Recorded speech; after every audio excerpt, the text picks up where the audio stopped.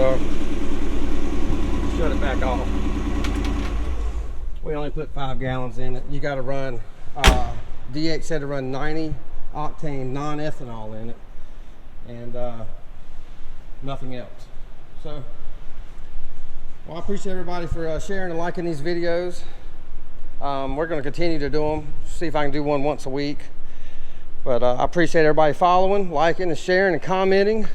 Let's keep it rolling. Let's keep these old cars alive. You know, there's such a privilege that man's 85 years old, and the knowledge that he has, and the books he's got in the back of that car right there. Man, I hope they don't just disappear one day. And so he told me the next one he rebuilds, he's going to invite me out to his shop. He's got all the special equipment and things that he's just acquired over the years, and things he's built and manufactured to be able to do these, put the right finishes on them.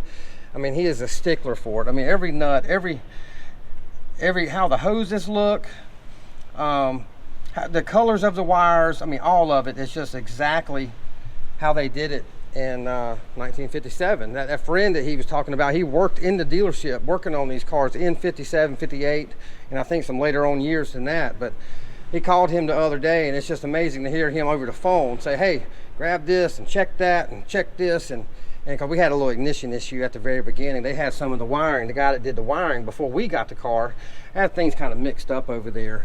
You know, it's a points car, so it cranks on 12 volts, but after it cranks, it switches back to about 10.5 volts, and that's what that big white thing is there. That goes to the, you know, that's a resistor.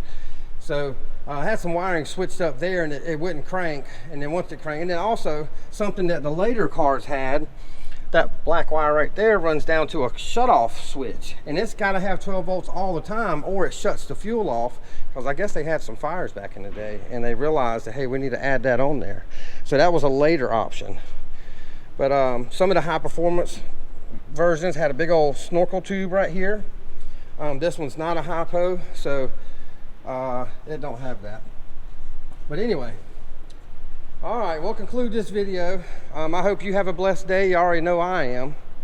And we'll see you on the next one.